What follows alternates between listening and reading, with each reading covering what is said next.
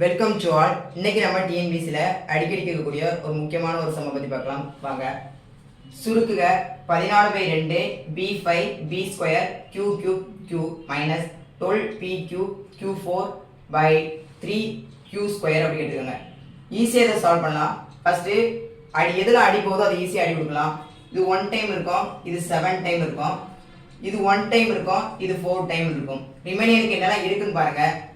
7b/5 q cube divided by b square q minus அடுத்து 4p cube q⁴ divided by q square.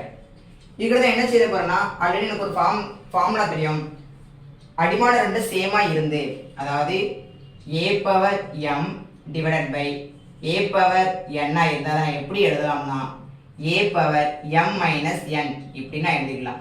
இது ரொம்ப ரொம்ப முக்கியமான ஒரு பவர் ரூல்ஸ்குள்ள ஃபார்முலா. அதுபடி இப்போ நான் இதை எழுத போறேன்.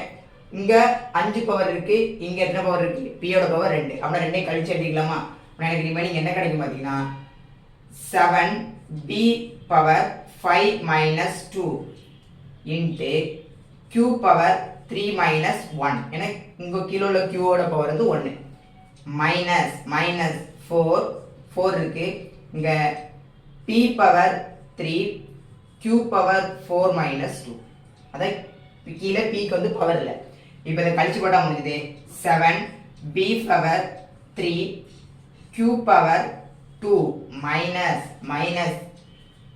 4 பவர் அகறது என்ன இருக்கு பாத்தீங்கன்னா p அப்படியே தான் இருக்கு. p⁻3 q⁻2 கழிச்சு போட்டேன். இப்போ ரெண்டே காமனா என்னது இருக்கு பாத்தீங்கன்னா p⁻q q⁻² அது இருக்கு. அது அப்படியே வெளியே எடுத்துக்கலாமா? நான் p q ஸ்கொயரை வெளியே எடுத்துட்டோம்னா எனக்கு ரிமைனிங் 7 - 4. 7 இருந்து 4 எனக்கு சப்ட்ராக்ட் கழித்தோம்னா எனக்கு என்ன கிடைக்குன்னா 3p q ஸ்கொயர். இதுதான் இதோட ஆன்சர்.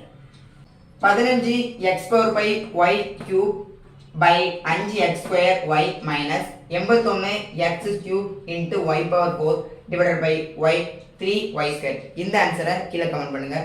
பாய்.